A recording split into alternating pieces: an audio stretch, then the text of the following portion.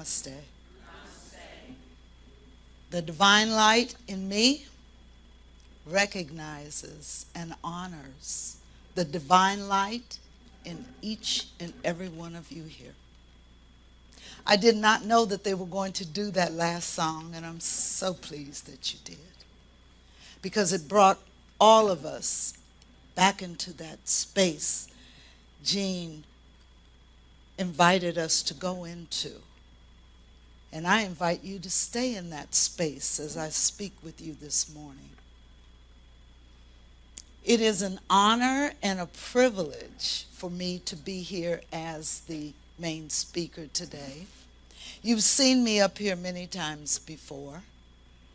I'm one of the practitioners here.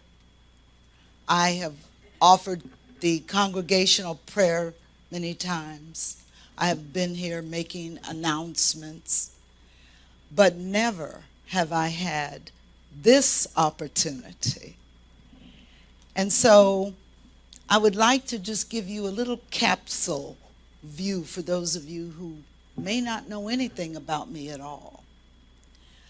I began my life journey in California. I have a 30-year career as an educator in the California community college system. I have 26 years in this teaching. And you hear us saying this teaching, we're referring to the religious science of mind, philosophy. I have 19 years as a member in this center.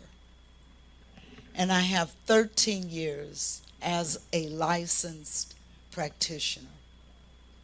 And I might also mention that I have nearly 10 years as a licensed Tai Chi teacher. So I've been around for a while.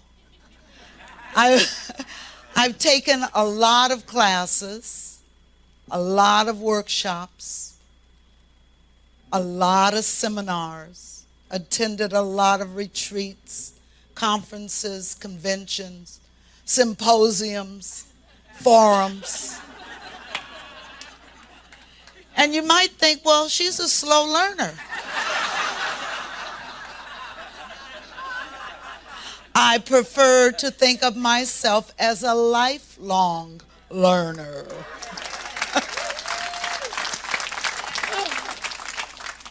And the more that I learn, the more that I discover that there is to learn. So I'm bringing you this morning the fruits of some of that experience, some of that knowledge. The title of my talk today is, You Cannot Serve from an Empty Cup. And I know those of you who read that or heard that thought, oh, that's very nice. Baji is going to be here talking to us about self-care, and maybe I'll learn something new about nutrition or the value of proper rest, and maybe a little about meditation. And that's true. Self-care is all of that, and it's also about meaningful engagements with our purpose-driven life endeavors. It's also about forming fulfilling relationships. All of that is important. But you may not have heard what the second part of my title today is. You cannot pour from an empty cup, but until your cup is empty, it cannot be filled. So what is she talking about? I thought she wanted the cup full.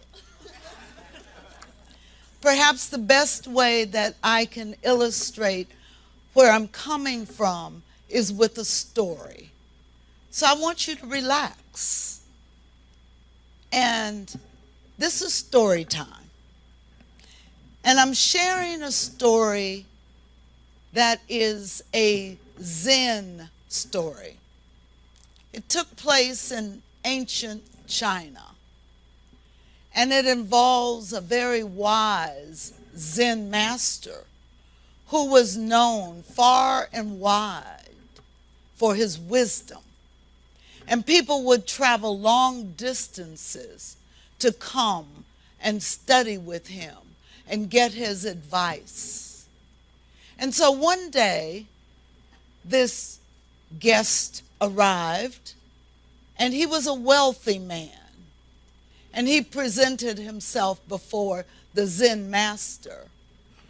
And he said, I have come for you to teach me everything about Zen.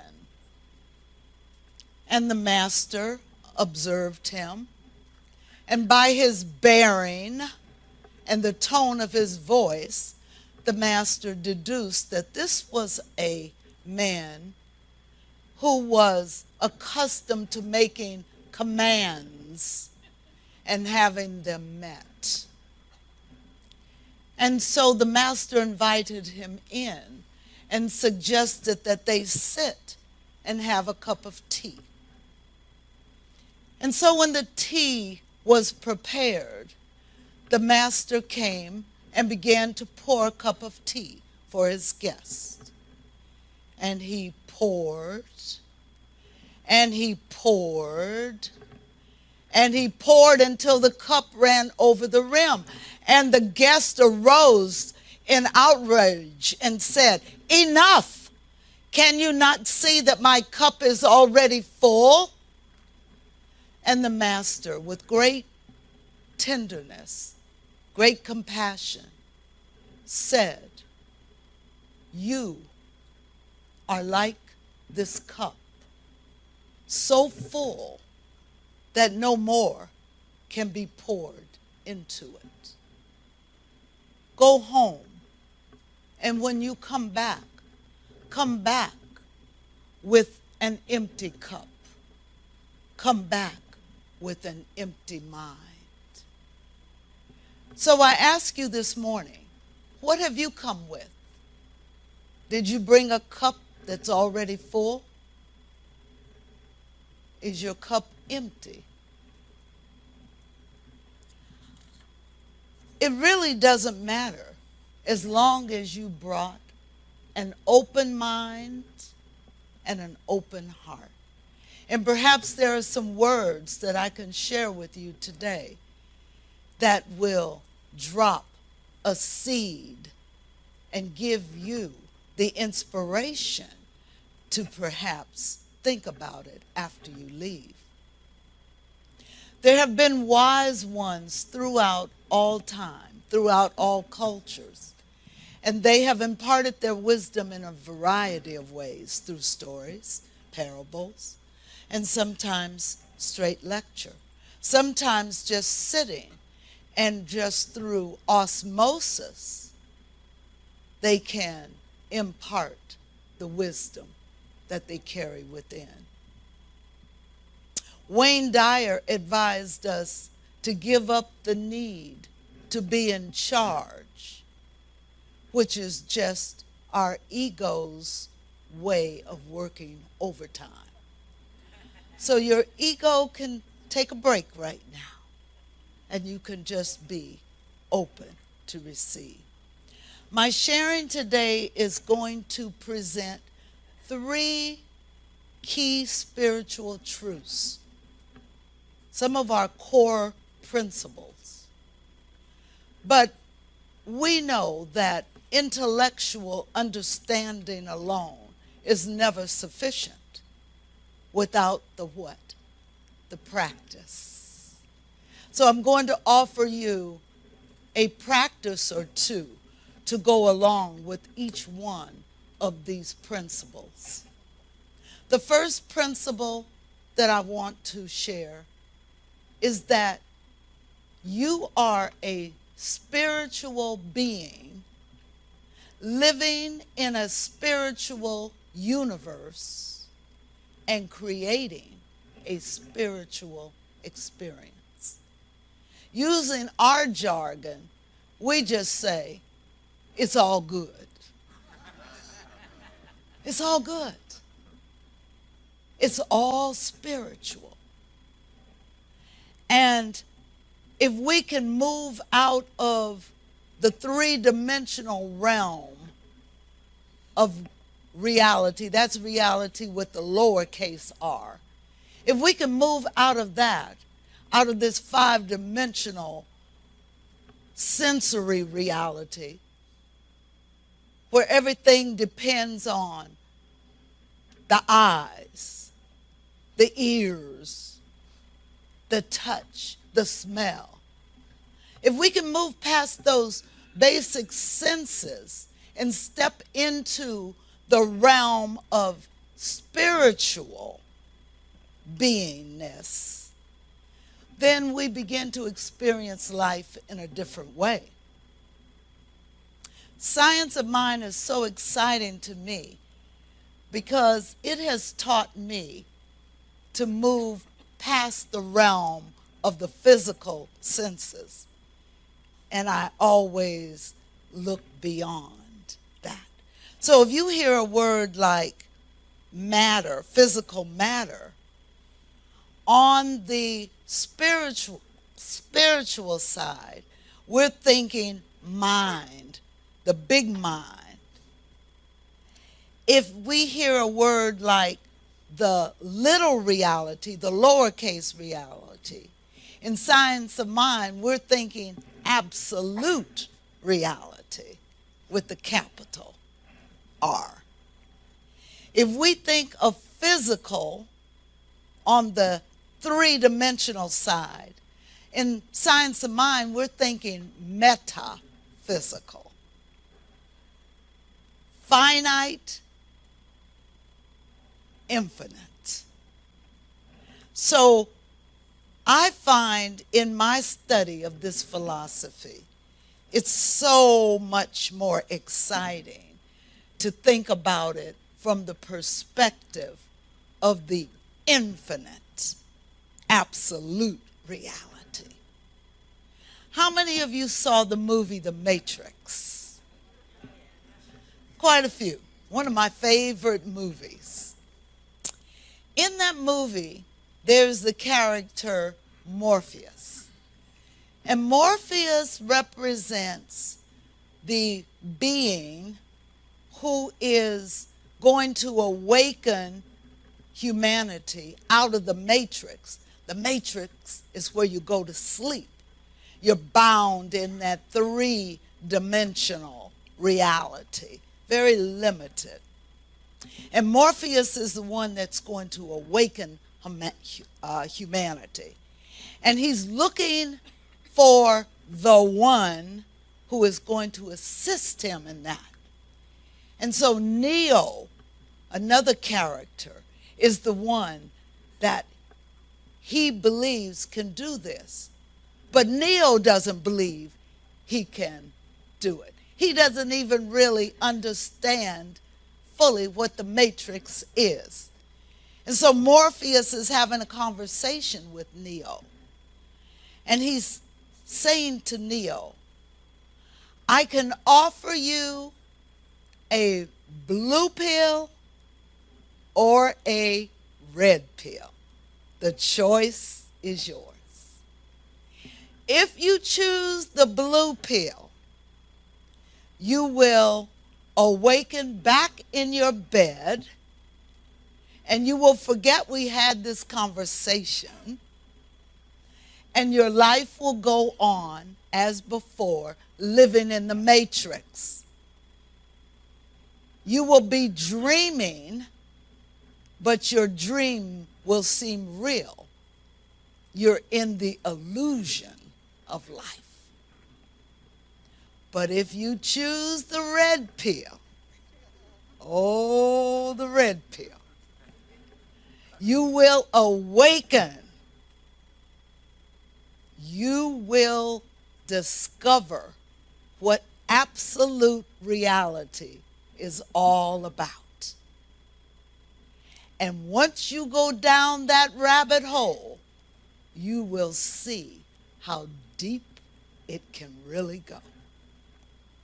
I won't tell you which pill Neo chose for those who may be in here who have not seen the movie yet. I really encourage you to see it. The point is, once we make the choice to awaken, there is no going back. Many of us here are just starting out on the path of finding out that we've been in an illusion and we are now ready to awaken. We are shifting from that 3-dimension, that limited physical world perception, into something much grander. That's what I'm talking about when I say learning to see without using your eyes, learning to hear without using your ears, and learning to hold without touching.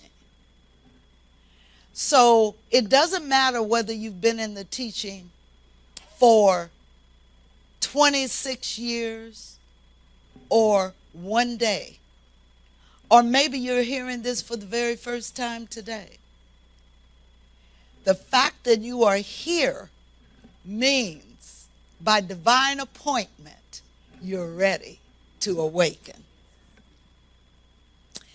What practice can I suggest to you that will help you get a grander understanding of what this absolute reality is?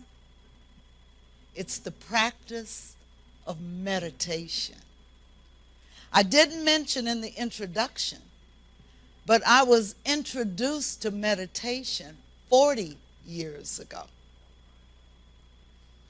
It was through transcendental meditation that I first came into it. But there are so many kinds of meditation. And did you know that every Sunday morning before service in here at 9:15, there is meditation in the back? So you're welcome to come and meditate every week with us. Better that you do it every day. When we meditate, we begin to do as Lao Tzu, the infamous Chinese philosopher, said, take the first step of the journey of 1,000 miles. The journey begins with that first step. So it doesn't matter whether you've been in this teaching 40 years or one day, or perhaps not at all.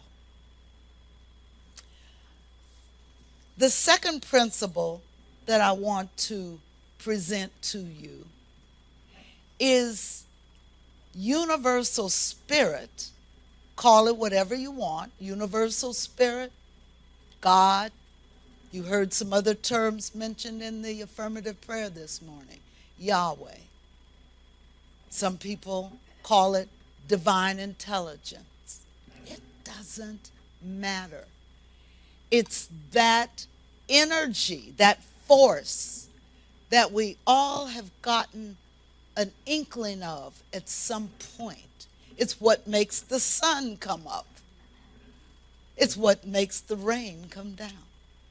It's the universal force of life itself.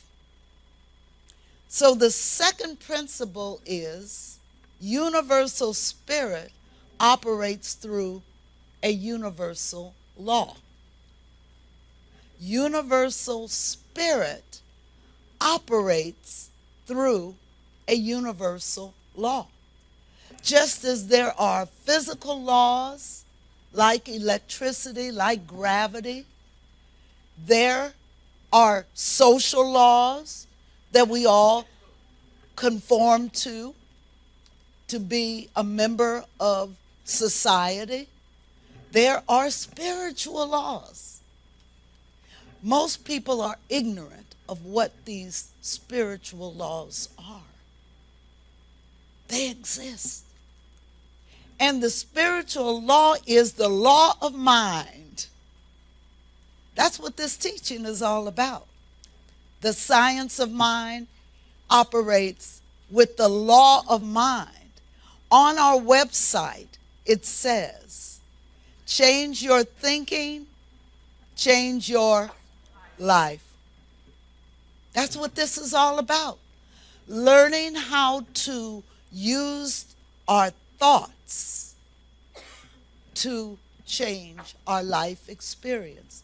But you know what? It's really a little more than just our thoughts.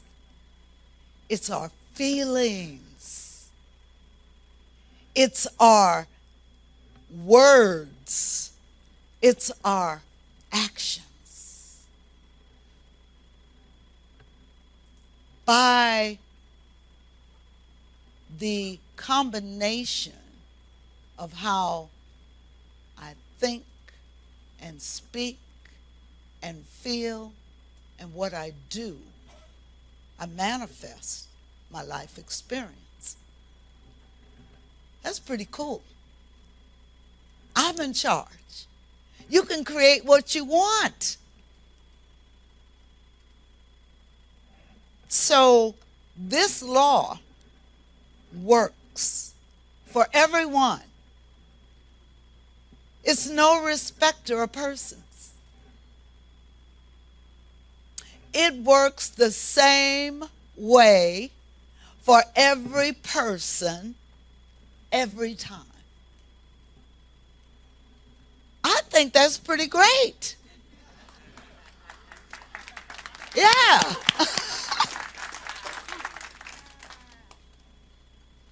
All I have to do is be aware of what thoughts I'm holding in my mind. And then to make certain that the words that I speak line up with that thought that I'm holding. You know, sometimes we can say very powerful and very beautiful words that belie the thought that we're holding in our mind. Right? Yeah. We don't always say what we're really thinking. But the feelings tell the story. That's the truth. And so we want to line it all up. We want to be in alignment. The universe operates with grace and love. Thank God every thought we have is not made manifest in form. This would be a chaotic world. This would be chaotic. So I'm not talking about every random thought that you have, right? I'm talking about those persistent, concurrent thoughts that run through our mind, that impact the way we feel. And we want to watch our thoughts. We want to be mindful of our thoughts. What happens when we let our thoughts run wild? We sometimes descend into what I call Crazyville. Crazyville, have you ever been there? I know I have. We see evidence of it in our society all the time, whether you're watching TV or on some kind of social media. You know some of the craziness that is erupting. And it makes me say sometimes, did he really do that? You got to be kidding me. She did that? I know when I went to Crazyville, it was not a fun experience. And I only went one time. It only took once. It only took once. And I made the decision then that I was not going to take up permanent residence there. But some people, by force of habit, live in Crazyville. And if you find yourself tapping into the Crazyville too often, then you better put a check on your thoughts. So we want to be in alignment. The law will manifest what we give to it. It's the soil. Our mind is soil. It's like if you decide that you're going to plant a vegetable garden this spring, and you go down and you buy some seeds, and let's say you buy some carrot seeds, and you plant the carrot seeds in the soil. What do you expect to come up from the soil? Carrots. You don't expect cauliflower to come up or watermelons. So if we're planting a thought of lack, of limitation, of chaos and disorder, if we're planting that in the soil of our mind, what might you expect to show up in form in your life experience? Lack, limitation, disorder, confusion. But we can change that by our thoughts. We can have a new thought and create a new experience. So our work is to use our minds to imagine and keep focus on that which we desire. And the work of God, of the universe, through the law, the universal spiritual law, is to produce what you have planted. So your work is to do the planting, to keep those thoughts in your mind of what you truly desire. And if you do that, the universe will reproduce in form that which you desire. Okay, what practice can help you to become a better gardener, a better planter? What practice might I recommend for that? Study. Study. Study the law. Find out more about what this law is. The Science of Mind textbook on which this teaching is based is a big, thick textbook. Practitioners, licensed practitioners, read that book. We study that book. When I mentioned that I've taken so many classes and workshops and gone to symposiums and retreats of all kinds, that's part of the study. Do you know that we have an adult study group here every Sunday morning? You didn't know all these wonderful things were going on before you showed up here at 10:30. But some of us have been coming earlier, doing our study. At 9 o'clock, we meet in the conference room, and we're studying this philosophy. So you're invited to come and study with us. Ernest Holmes said, and I quote, this is on page 246 in that big book that he wrote called The Science of Mind. He said, we should read, study, think, and meditate upon the statements which give poise and confidence and erase all thought of fear intention.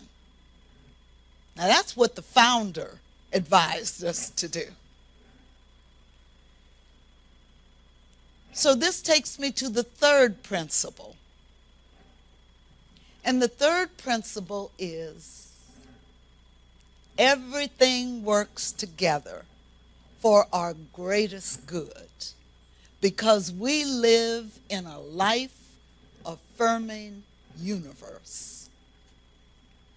Everything works together for our greater good because we live in a life-affirming universe. That means life is for you, not against you. You're not a victim. You're a student of life. And when you learn and learn rightly, then you begin to enjoy your life and you're not suffering. So, in other words, we say all things are working together for good, or it's all good. It's all good. How can it all be good, Baji? If my rent is due and I just got laid off from my job,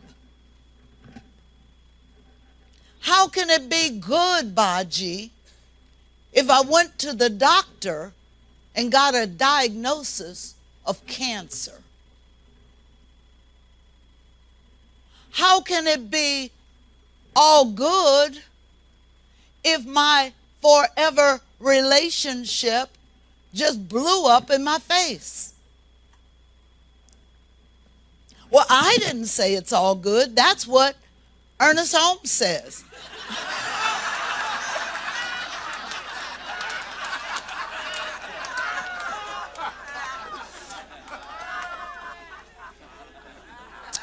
But you know what? I've come to believe it. I've come to believe it because I've seen it. I've proved it. I've proved the principle. I've proved it in my own personal life. So it's at those times, and you can add the whatever drama it is that you personally may be experiencing. It doesn't matter. Whatever that situation might be, that's when you must have convicted faith in the universal principle. That's when you must trust it. Well, let me just try it and see. That's what we mean when we say prove the principle. That's when, instead of spiraling into crazyville, you will say, let me check my thought. Let me put a different thought up here.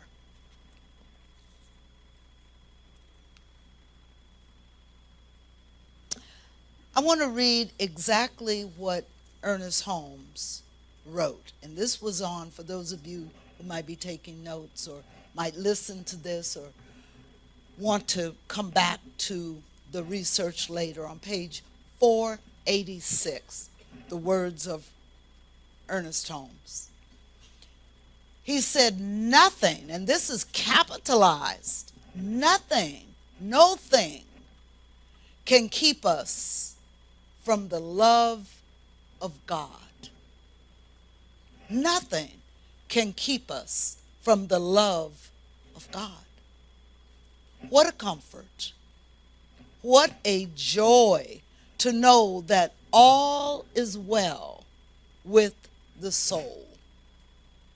What untold sufferings we have had because of our doubts and fears. And we are told not to be afraid, for it is the Father's good pleasure to give us the kingdom. Man alone has tried to rob us of our birthright, the glorious liberty of the sons and daughters of the Most High. Now, all of that was a direct quote. I added the daughters piece, I admit, because Ernest Holmes wrote this some years ago. The truth stands. It is applicable to all people. All people. It is the Father's good pleasure to give us the kingdom. Since it's God's good pleasure to give, it is your greater pleasure to receive. Receive. What are the attributes of God? Love, peace, beauty, prosperity, strength, compassion, harmony, joy. I just love hearing these words.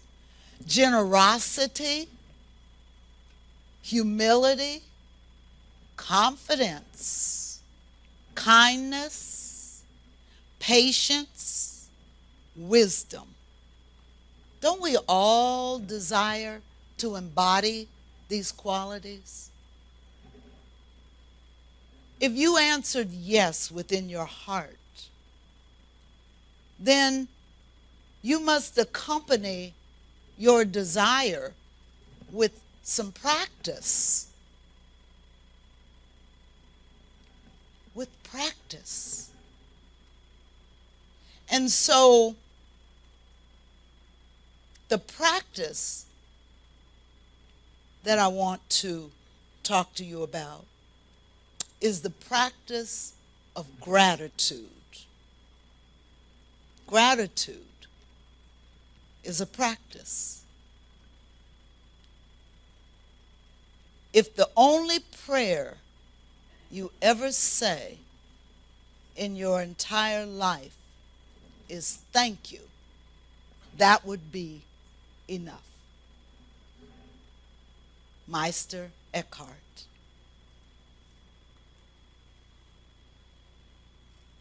As I prepare to close this talk, I want to take your attention back to something that I shared in the beginning. Remember the story? Remember the story? I want to go back to that. There was a cup. There was tea. There was a guest. There was a host. We are each one of those. We're all of that. Sometimes your cup may be empty, and sometimes it might be full. But I want you to see the emptiness and the fullness not as opposites, not as opposites, but rather as parts of the whole. Parts of the whole. And I want you to ask yourself, where are you right now in your life experience? Is it full? Is your cup full? Is your cup feeling empty? Is it somewhere in the middle? It's all good. It's all good. We are the cup. We're the receptacle. As a container, it is up to us to hold the contents of our mind,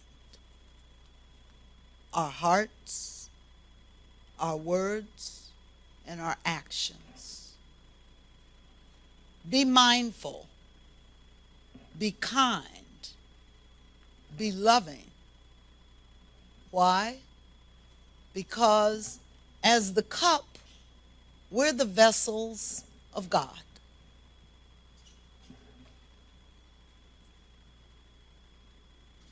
We're the tea that was poured. As liquid energy, our nature is to be fluid, non-resistant, adaptable. We are the guest. Sometimes we allow our ego to be out of control. That's when our bloated nothingness can block our blessings. But even then, the grace of the universe is operating. For although the narcissistic guest did not receive the lesson he had come expecting, he received just what he needed.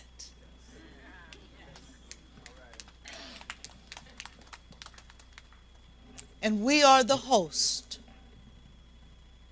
We are, each one of us, God's representatives on this earth. In alignment, we serve to our highest capacity.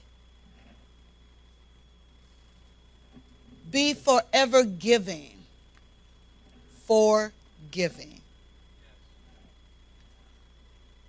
Never withholding. Be sure to fill your own cup first. I want to end with a short verse from the Tao Te Ching.